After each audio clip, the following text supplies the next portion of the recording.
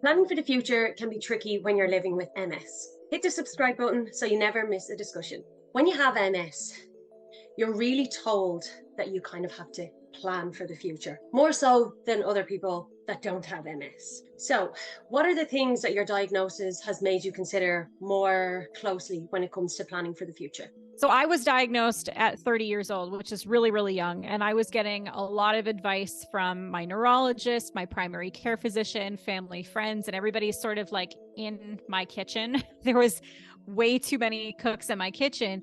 And it made me get real with myself and figuring out how I'm going to successfully navigate around my future. But I still have, ambitions, and I still have goals that some people would say, well, that's not realistic to have with MS. I sing. I've been singing since I was 4 years old. I'm classically trained vocalist, and Oh my gosh, that's singing amazing. is using my entire body. Yeah, And when I'm done, and I don't like to sing, very easy songs. I like to go for, the power ballads and, the meat. But now I can see after I sing two or three really, really difficult songs, my body's either shaking, I'll go into like spasm, or I'll have weakness on the left side of my body. I think I just said left. I meant left. And I can tell noticeably that there's a noticeable difference, that my body is reacting to what I love to do, but I'm not going to stop. I am no, determined to keep doing what I want to do in life. And I think it's about adaptation and figuring out different ways of doing what you love to do. I love to go fishing. I'm not going to go on a 50 occupancy boat with 50 grown men, because I would get squished or fall over or fall into someone's hook, and that would be horrible. But I'll go on, a private boat with just me and my husband, and yeah, whoever's riding the thing. So yeah.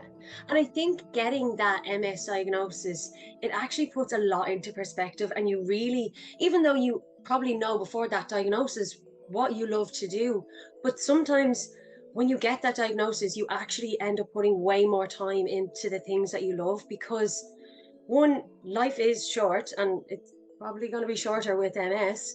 Um, but also, like when you go through a relapse, you are extremely unwell. I think it puts a lot into perspective as well as like what's actually important in life. So yes, completely agree. hallelujah. So yes. I live at home, so I don't have my own place yet, but we converted the downstairs bathroom so that it's wheelchair accessible. Now, I'm hoping that that's a very long time away. I don't want to think about that just yet, but at least when or if it does happen, we are It's prepared. ready. Yep, And you are prepared. exactly. In the summertime, I am an ambulatory wheelchair. It's somewhere behind me. There it is.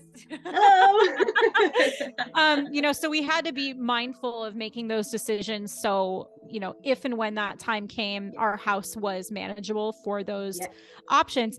Now it's like being in between a rock and a hard place, because we are going to be leaving California in probably about 6 to 10 years, once my husband retires and my stepkids are older.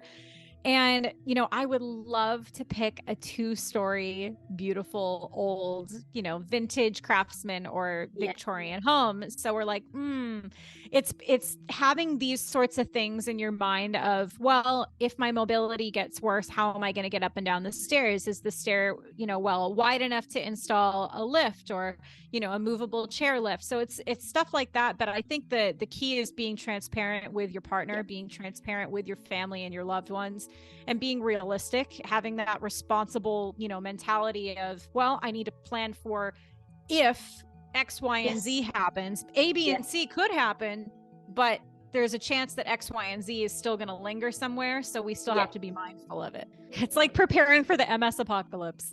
What do I need? What do I need?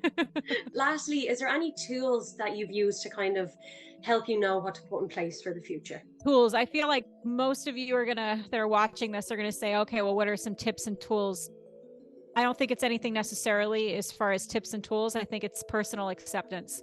I think if you're Yes. able to really accept your new reality, but not just accept it and say, oh, well, I know I have to deal with it and that's that, but embrace it. Because, Yes. there are so many disabilities and so many chronic illnesses out there that people younger than us, older than us, our same age, you know, different countries are dealing with. And I think, you know, figuring out how to better position our acceptance of the possibilities of our future is if we're able to embrace and accept our present. Unreal. That is so well said. I love that. That's my knowledge. That's all we have. Like us, subscribe to us. We're here for you. We want to educate you.